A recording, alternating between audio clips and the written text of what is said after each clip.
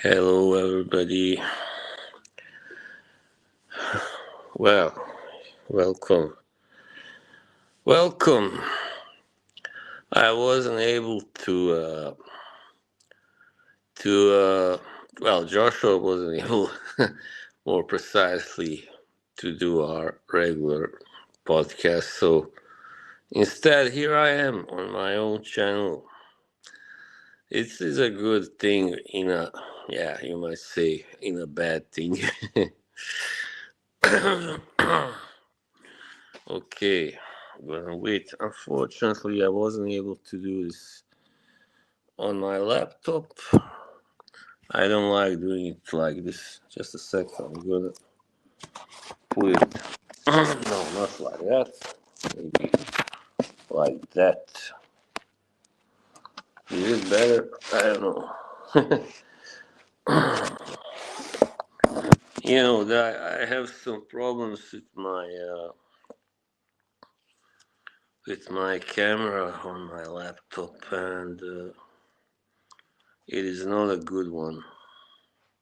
Definitely.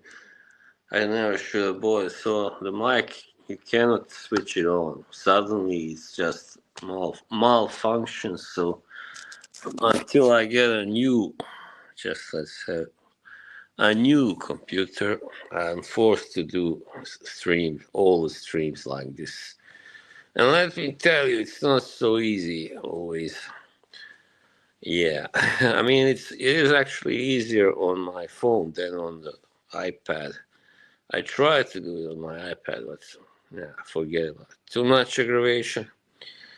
All right, anyway, let's start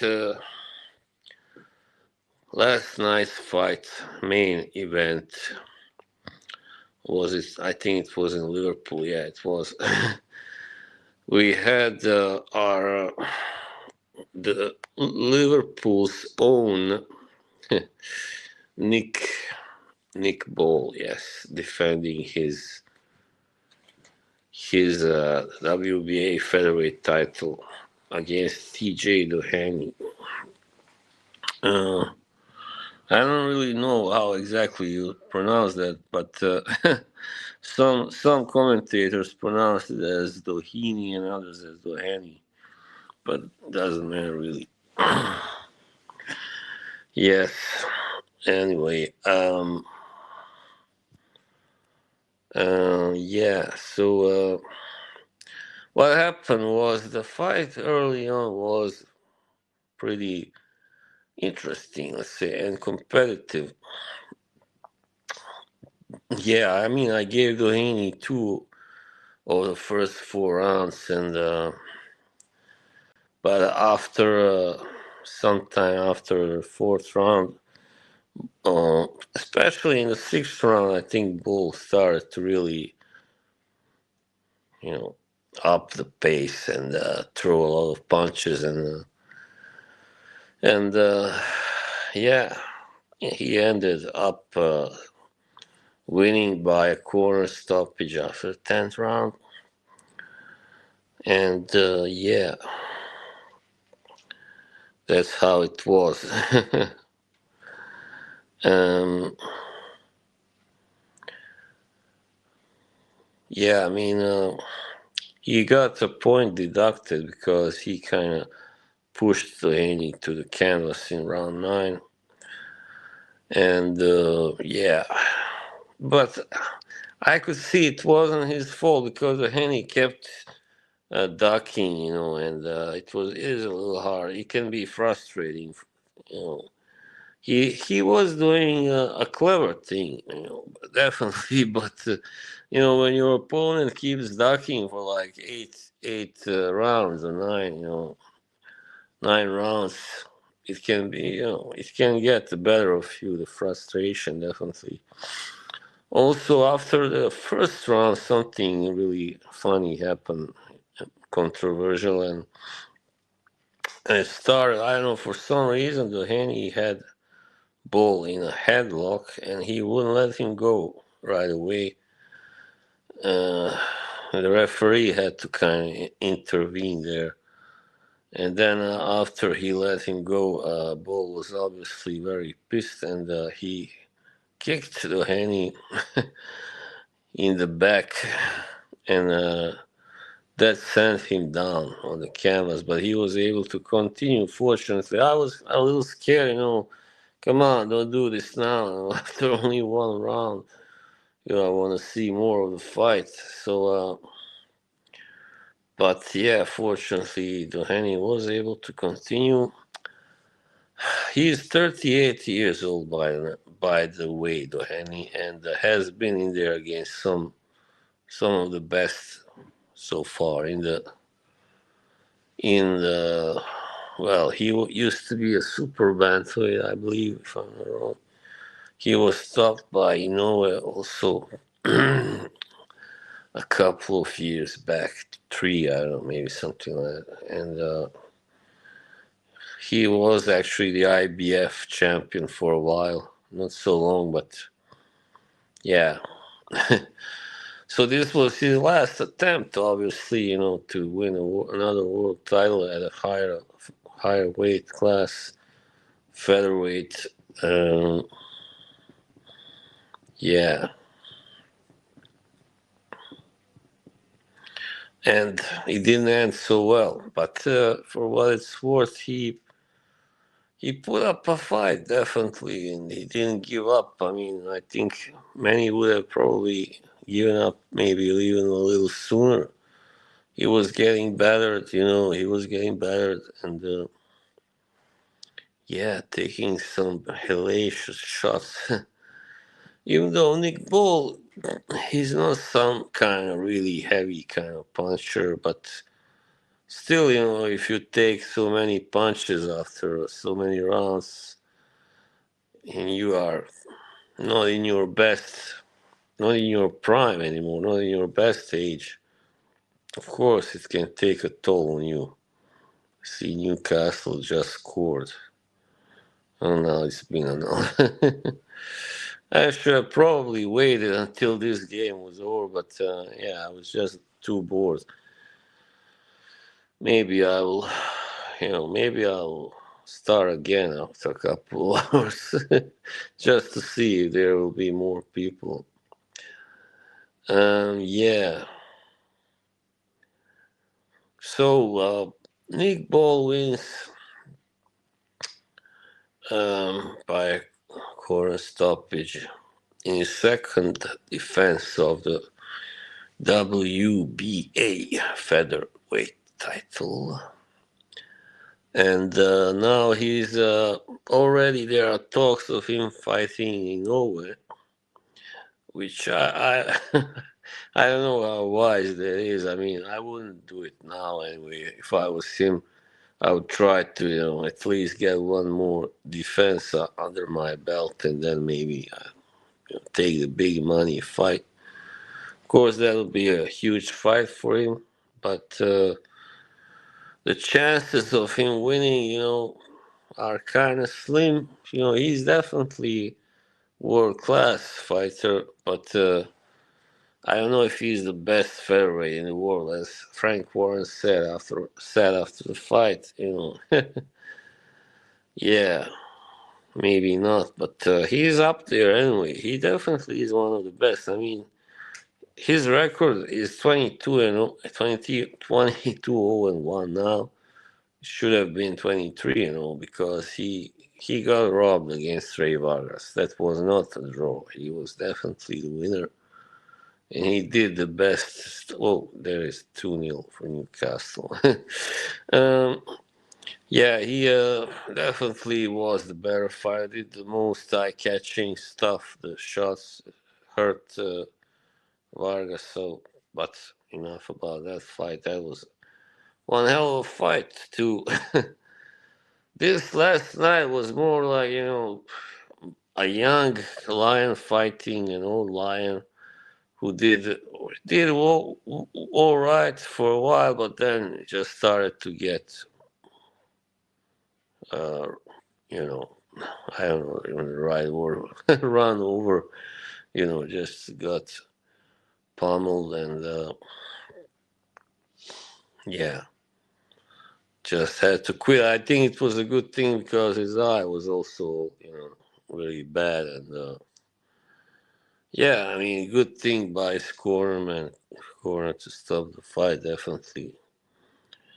But yeah, now I guess this is the end for him. I mean, as a serious fighter, I mean, as a serious force.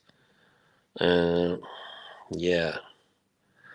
So I guess if he doesn't retire, it will be, just a few lower level fights until he does. I don't think he should, fight in a really world level fight anymore. I mean, should not fight against world level fighters.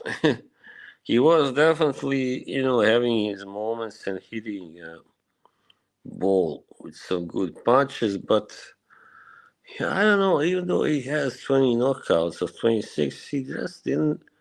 Those punches didn't seem to have much effect on ball. Maybe he's also very. I guess yeah, he's a tough little guy, but yeah, it can also be because of the age. Sometimes. I mean, Doheny was, judging by his record, never looked like a guy who could stop uh, a better fighter anyway with a solid chin, like with one punch or something. I don't think he ever was that kind of puncher. So yeah. Other than that, there was also a fight. Charlie Edwards, brother of Sonny, he lost by a controversial or disputed split decision, and yeah, I mean, he did. I mean, I didn't really watch all of the fight. It was a kind of a boring fight, and I came like after I started watching after I don't know 7 rounds or something, 6, 7, and yeah, 7 I think.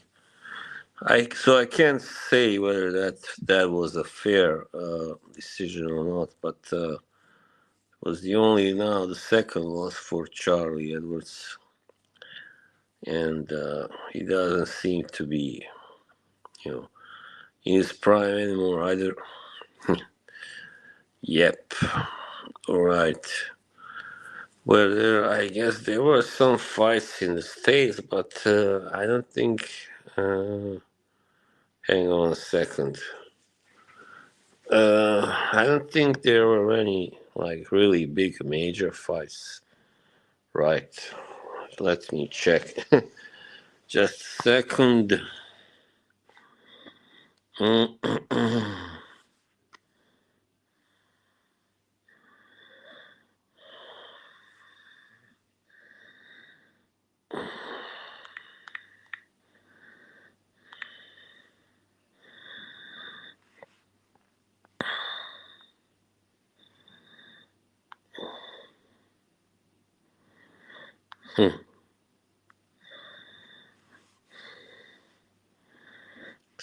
All right, just a second.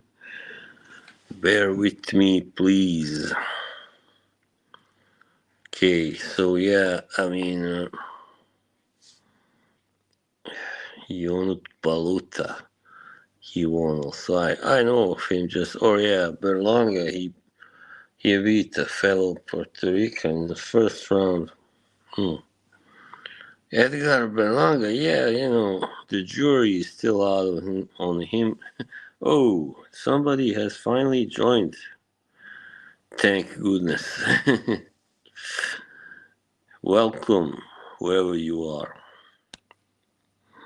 Now we will see, hopefully, who it is. Oh, of course, my good brother, Just Frank. Hey, brother, how are you? Love you, brother. Hey, did you see any fights last night? I was just talking about Nick Bull fight versus Doheny. Also, Thursday there was a fight. Akira Teraji, right? He won TKO 12 in flyweight division. Did you watch the Berlanga fight, by the way? Teraji, he's really. Sorry, not Akira Kenshiro. They're really quite solid. I mean, obviously.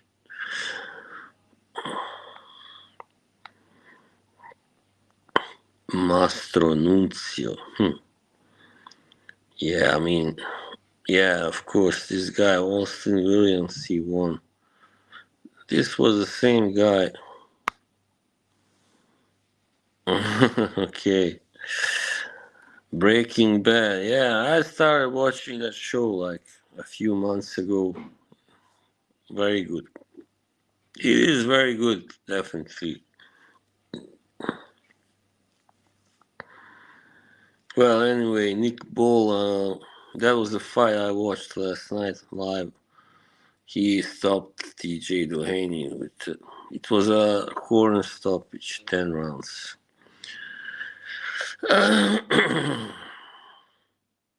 So now they are talking about him fighting Inoue already. So what do you think about that?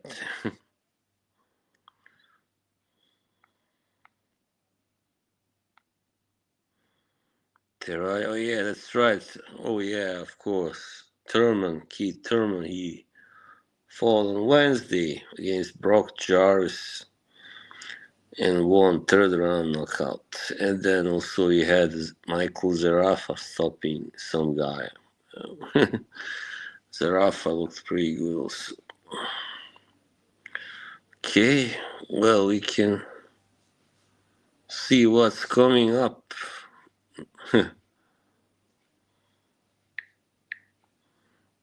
Upcoming boxing matches. Let's see. Walsh versus Sutton. Oh yeah, Cambosos Jr. versus Daud Jordan. Colsino.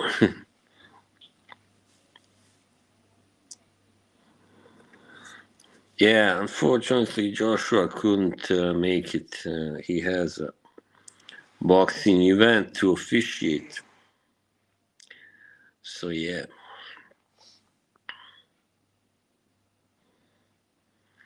Cambosos Jr. versus Daud. Jordan is really old by now. Yeah. I don't think he has a shot to win it at all. I'm hoping he has some free time.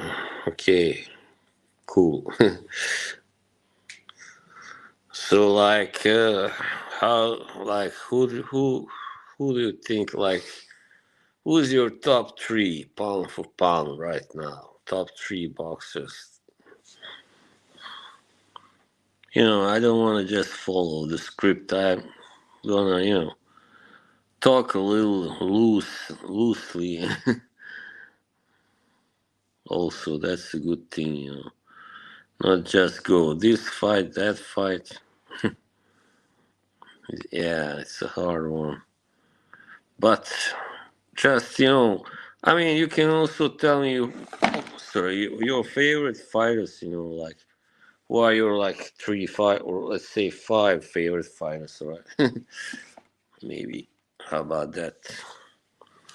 I mean, I can give you mine. First of all, my top three pound for pound, of course, it's got to be there.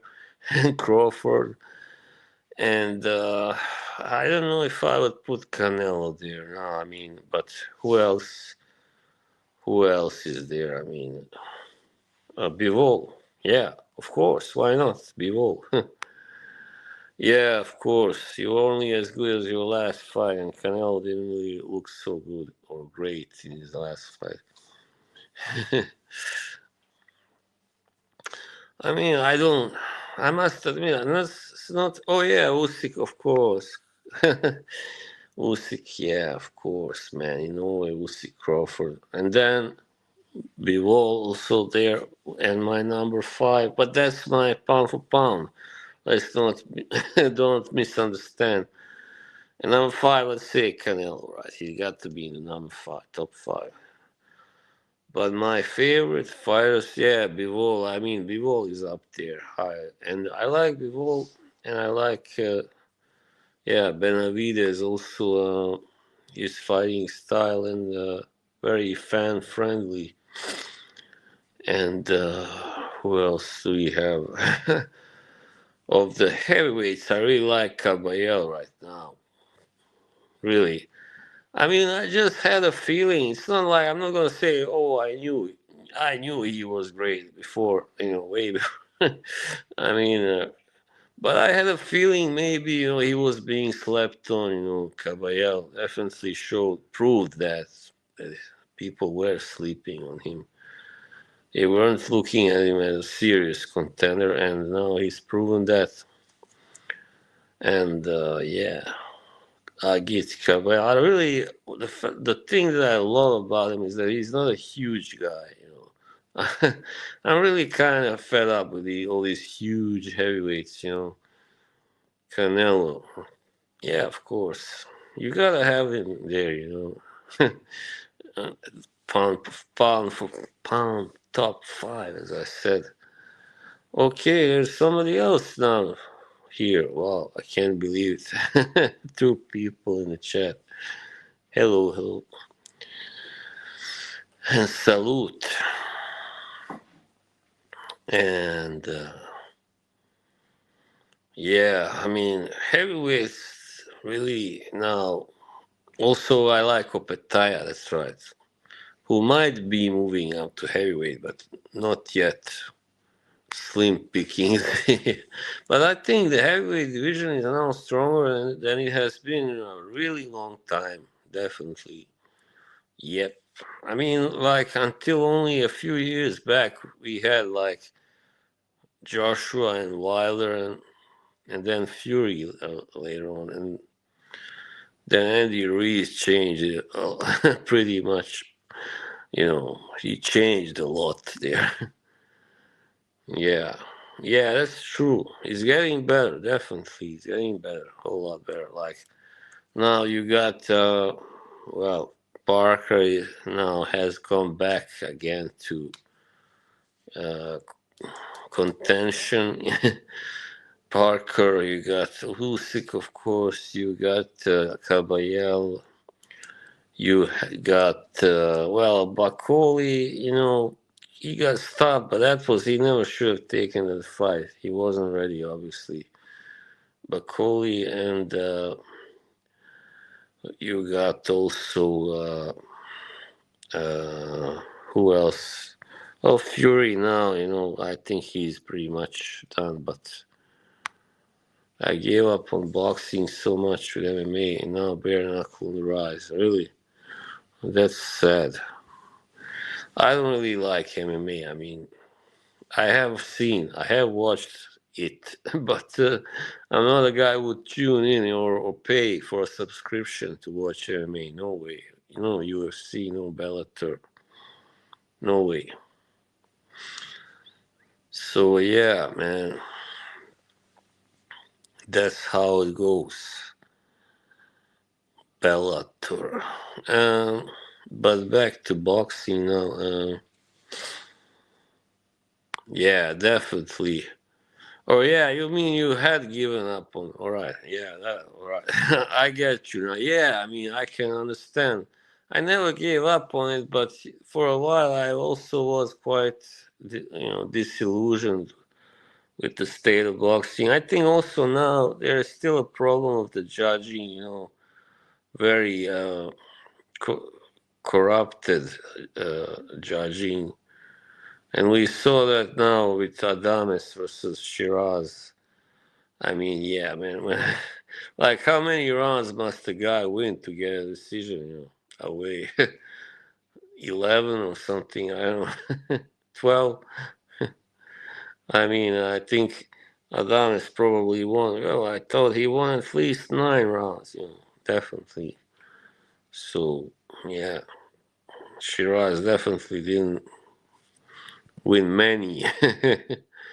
What are your thoughts on Turkey and all this Saudi talk? They're lining up some big fights. Yeah, they are. I mean, they are making big fights happen. So from that perspective, it's so good. But I don't know how I feel about the fact that the guy is actually he's a monarch, right? So I don't really know how I feel about uh, how you call it, a state head being in charge of boxing. It's kind of weird, right? Because usually it is people in the boxing world that run the whole show, right? And the organizations and all that. But now, and promoters. But now suddenly this guy, who is a sheik, right? He's in charge of organizing fights. Not that it's necessarily a bad thing, but still, I don't know. It just feels weird, right? From the average fan pay per view angle, it is good for us. I don't know how it shakes down for fighters. Yeah, that's the thing. But I don't know, man. And this thing also, another thing with, again, coming back to this very bad and corrupt decision with Adames and Shiraz. I mean, it was obviously, it was obvious Shiraz got away with a draw because he's the favorite of Turkey. Yeah, I don't know. I'm not too sure. As I said, I'm not too happy about a monarch being in charge of boxing, organizing shows. I mean, after all, he's the number one there, so he controls it. I don't know really. I know many. There are quite many people in Europe and US that don't feel good about it either. So, but let's be totally frank and honest. I mean, if we left it all, we know from history, if we left it all in the hands of people who were running it before, I mean, at least half of this fight wouldn't have happened yet. Probably, a large part of them anyway. So, you gotta take it with a grain of salt. There's a good thing and a bad thing. A good thing in every bad thing and vice versa. Something ain't right. We can't afford a monopoly. Yeah, that's true. Yeah, Vegas and Madison Square Garden should be putting up some big fights too, definitely. I think they have just let this, but they have themselves to blame, I think, the American boxing establishment, because they weren't good enough at making all these fights happen. And then there are some ridiculous mandatories, these organizations have. It's like, come on. For instance, we were supposed to get Fury versus Joshua in the summer of 21, but instead, Deontay Wilder was able to enforce a clause to and he put a stop to that fight because he wanted another fight with Fury because he thought he would win, but he lost again. So even though that was a good fight, don't get me wrong, but I would have rather seen Fury versus Joshua back then. Yeah, too many cooks spoil the soup. That's right. Exactly. Exactly. I mean, yeah, man. Sometimes it's just easier to have this guy who's so powerful, and rich, and just let him do it all, or organize the all the fights. And yeah, if it's gonna leave a sour taste in some people's mouth, then so be it. As long as we get our fights, we are satisfied. So after what I have said, I still think it's a good thing. I mean, this has given us nothing but good boxing, and the last card wasn't so great, but well, not the last card. I mean, the one. No, forget about it. On the 22nd of February, that was a great card, of course. But that judging, I mean, with Shiraz and Adames, that was just BS, obviously. Yeah. So, yeah, what do you think? Does Inoue-Ball have any chances against Inoue? If I open a restaurant called Frank's Fried Chicken Shop, I can put a ring there next to the cellar. Yeah, that sounds nice. Yeah, Frank's Chicken World title. It doesn't really sound so good for a boxer to be called the Chicken World Champion. The champion of the chickens. That would imply that he is not so aggressive or not so brave. FFC, yeah.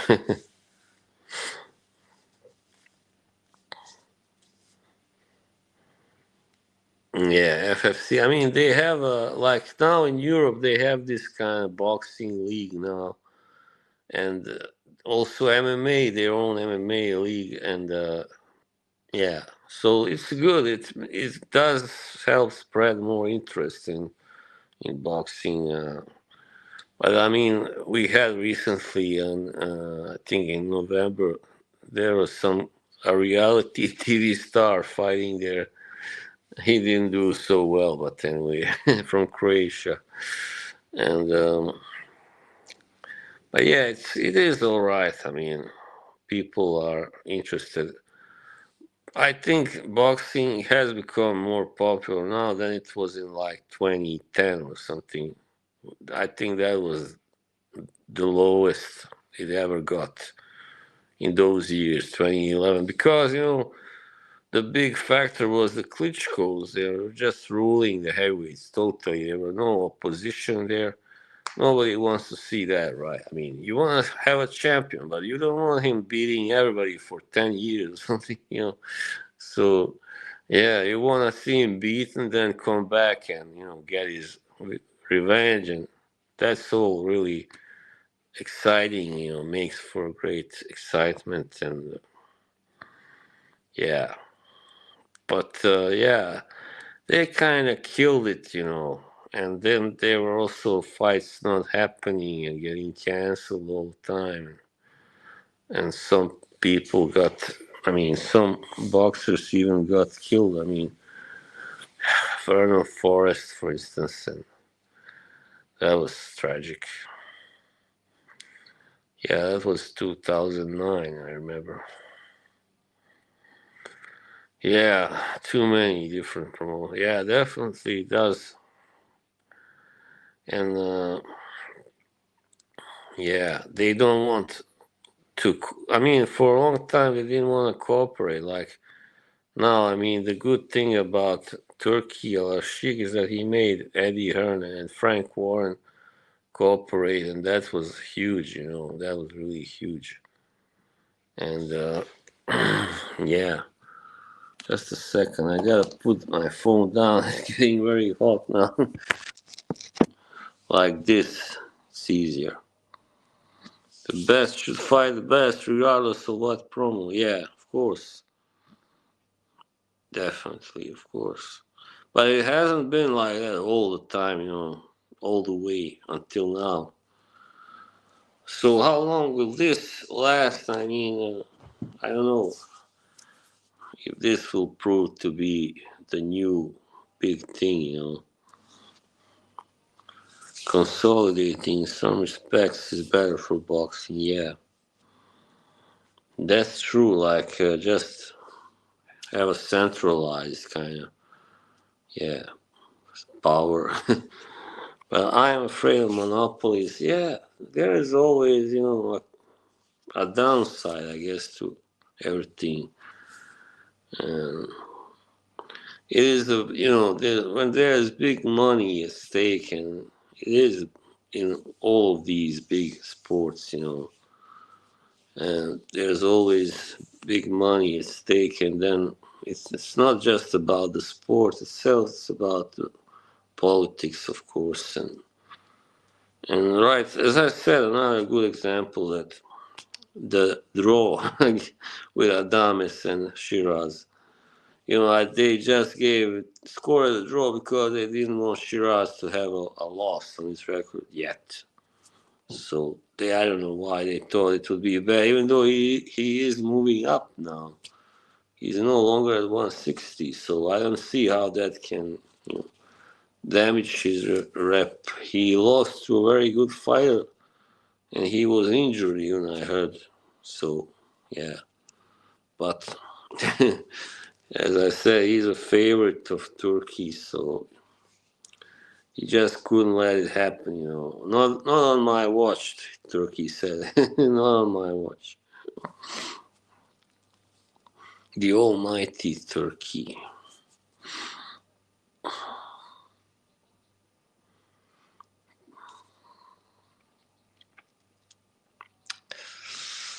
Yes, it is.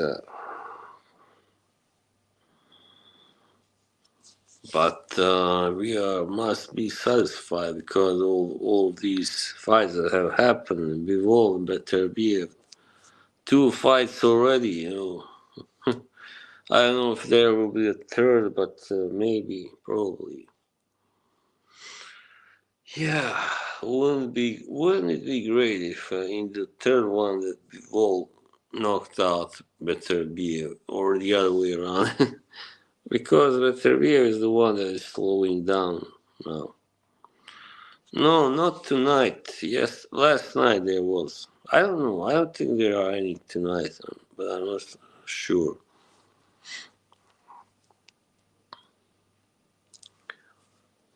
Yeah. So next week, anyway, George Kambosos Jr. is coming back against Daoud Jordan. Pretty old fighter. I can't believe he's still fighting. I remember watching him in 2013, I think it was, against Vetieka from South Africa. You remember him? He was very good. He was the guy who ended Chris Jones' longer reign. Yeah, that's right. Calvin Walsh, Dean Sutherland. All right, that's tonight. Hmm. Joe Smith Jr. All right, he's a cruiserweight now, right? Yeah, that's cool. Yeah, Joe Smith Jr. now, I don't think he's at a point where he can achieve much. I mean, he always was a little limited as a fighter, but he has the power, still does, definitely. Really big power puncher, strong guy. I remember when he knocked out Bernard Hopkins, I was like, holy shit, somebody finally knocked out B Hop. And I couldn't believe it, because Kovalev couldn't knock him out. So that's why it was pretty amazing.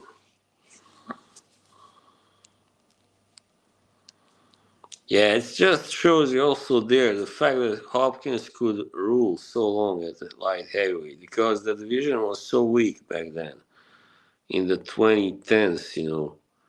And then Kovalev appeared and he just took over and until he lost. I don't think he should have lost the first fight to Andre Ward, but the second one, yeah, I mean, that was also controversial, the ending of that fight. All right, thank you, my good friend. All right, cool, brother. All right, have a good one. Thanks for stopping by and thanks for hanging out with me, all right?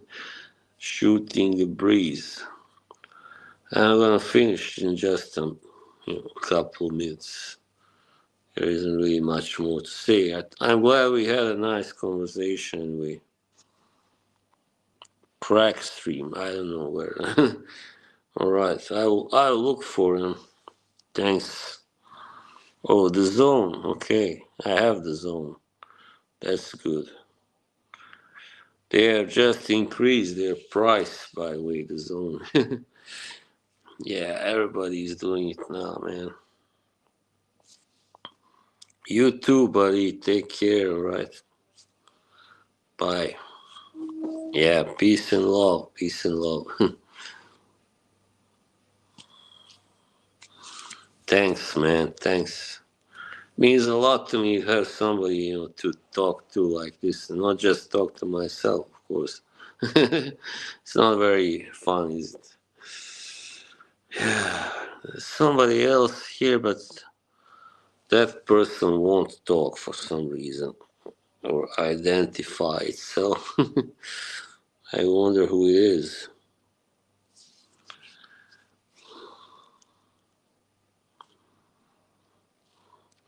So, alright.